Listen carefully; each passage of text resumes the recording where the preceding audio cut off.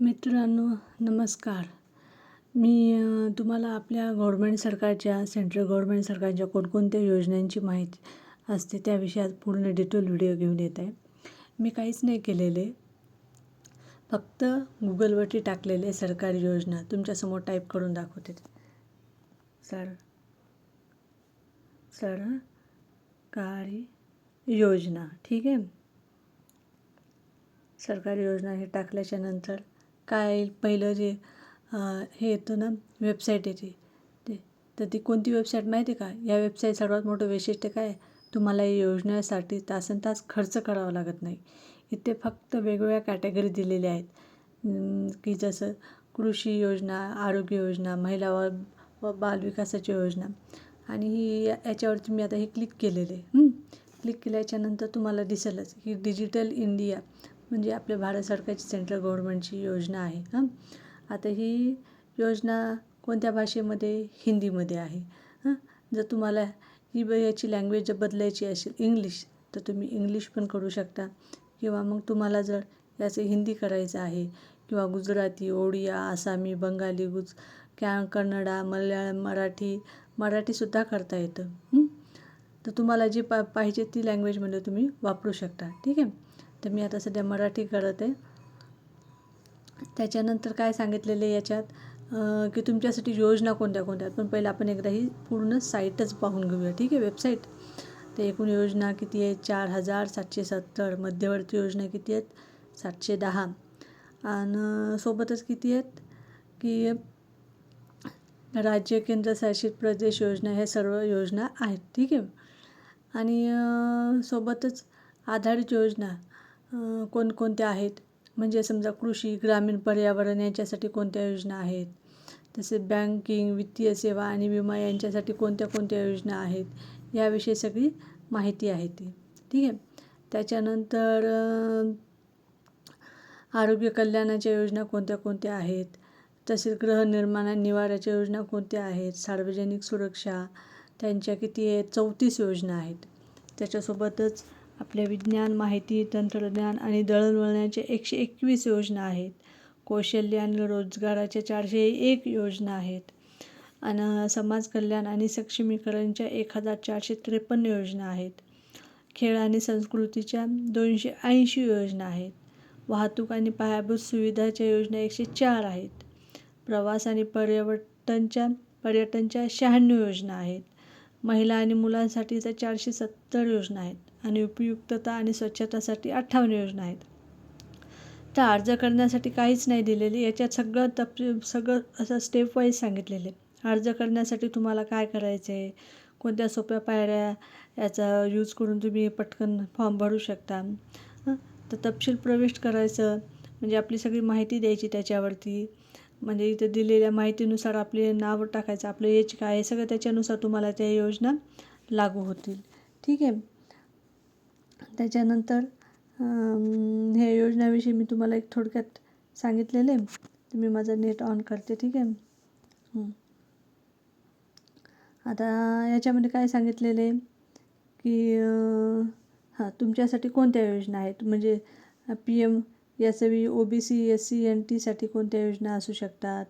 All India digital national scholarship portal scholarship कोणता आहे, is now live on उमंग, याच्यासाठी apply करू शकता. उत्तराखंडच्या असाल तर उत्तराखंड सरकारच्या काही स्कीम आहेत त्या तुम्ही घेऊ शकता.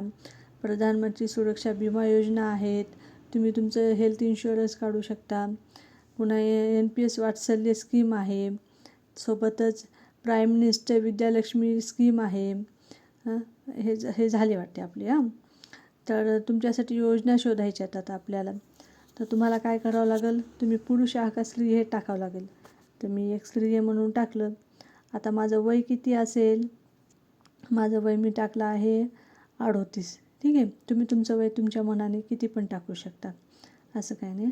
म्हणजे जसं तुमचं वय, समजा तुमचं एखाद्याचं वय 10 वर्ष असेल, एखाद्याचं वय 25 असेल, एखाद्याचं वय 60 वर्ष असेल, त्याच्यानुसार. तर तुम्ही पुढे काय दिलेले, तुम्ही विवाहित आहात, कधी लग्न केले नाही का, घटस्फोटीस आहात, वेगळे केले का, विधवा आहात. तर मी काय आहे, विवाहित म्हणून टाकत आहे, ठीक आहे. त्याच्यासोबतच पुढे काय दिलेले, टिक केल्याच्यानंतर कृपया तुमचे राज्य निवडा. आता राज्य म्हणजे तुम्ही कोणत्या जिल्ह्यात राहता, राज्यात राहता सॉरी. आंध्र प्रदेश, अरुणाचल, आसाम, बिहार, छत्तीसगड, हरियाणा, कर्नाटक, मध्य प्रदेश. तर मी काय टाकणार महाराष्ट्र, कारण मी महाराष्ट्राची आहे. आणि सोबतच तुमचे राहण्याचे क्षेत्र निवडायचे. तुम्ही कुठले आहात, शहरी का ग्रामीण. तर तुम्ही ग्रामीण म्हणून टाकू शकता, नाही तर शहरी. मी ग्रामीण म्हणून टाकते. ठीक आहे. पुढे टिक केल्याच्यानंतर काय की तुमच्या सर्वोत्तम योजना शोधण्यात आम्हाला मदत करा. आता तुम्ही याच्यामध्ये काय टाकू शकता की तुम्ही ओपनमध्ये आहात का OBCमध्ये आहात का आदिवासी येता का SC येता ST येता की का भटक्या जमातीमध्ये येता. आपण SC टाकून पाहूया. ठीक आहे. SCमध्ये काय संविधान अनुसूचित जाती आदेश 1950 CO मध्ये परिभाषित केल्याप्रमाणे. तर आपण काय करूया, पुढील क्लिक करूया. अनुसूचित जाती ते केल्याप्रमाणे पुढे आता जाऊया. ठीक आहे. तुम्हाला स्वतःला अपंगत्व आहे का, होय किंवा नाही. तर मला आहे का, नाही. जर तुम्हाला असेल तर तुम्ही होय टाका, असेल तर, नसेल तर नाही म्हणून टाकू शकता. तुम्हाला काही जर समजा तुम्ही विवाहित आहात तर तुम्हाला मूलबाळ असेल तर तुम्ही मूलबाळ म्हणून इथं टाकू शकता. आणि समजा मूलबाळ नसेल तर नाही म्हणून टाकू शकता तुमच्या ह्याच्यानुसार. तुम्ही विद्यार्थी आहात का, विद्यार्थी असाल तर होय टाका, विद्यार्थी नसाल तर नाही टाका. तुम्ही मग सोबतच तुम्ही विद्यार्थी असाल तर होय केलं तर इथं काहीच नाही ना. पण तुम्ही जर नाही केलं तर तुमची सध्याची नोकरीची स्थिती काय आहे, म्हणजे तुम्ही नोकरी करता, बेरोजगार आहात, स्वयंसहाय्यक आहात, काय उद्योजक आहात. तर समजा तुम्ही जर नोकरी केली असती तर तुम्ही सध्या सरकारी कर्मचारी आहात का नाही याच्याविषयी माहिती भरायची असते. पण समजा तुम्ही जर बेरोजगार असाल तर तिथं काहीच ऑप्शन येणार नाही. आणि समजा जर तुम्ही उद्योजक असाल तर तिथं पण काहीच नाही. आपण काय टाकू, बेरोजगार टाकू. आजकाल सगळे बेरोजगारच आहेत. त्याच्यापुढं काय दिले, तुम्ही BPL प्रवर्गातील आहात का, बिलो पॉवर्टी लाईन. BPL म्हणजे असे गरिबी. तर समजा हो टाकलं तर तुमच्यापाशी तुम्ही खालीलपैकी कोणत्या स्थितीत आहात, का निराधार, दारिद्र्य की अत्यंत कष्ट का त्रासदायक. तुम्ही समजा हो टाकलं तर त्याच्यानुसार तुम्हाला स्कीम भेटतील. समजा तुम्ही नाही टाकलं त्याच्यानुसार. आणि समजा तुम्ही BPL प्रवर्गातील आहात का, समजा मी तर नाही टाकलं तर तिथे काय विचारलेले, तुमच्या कुटुंबाचे वार्षिक उत्पन्न किती आहे. तर आपल्याला काय टाकावं लागेल, आपण 1 लाख टाकूया. ठीक आहे. 1 लाख समजा टाकले. तर मग त्याच्या पुढे आपण सादर करावर क्लिक करू.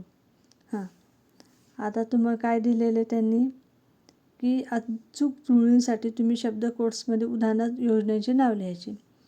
आम्हाला आढळले 6 तुमच्या प्राधान्यावर आधारित योजना. त्याच्यावर कोणत्या योजना आहेत.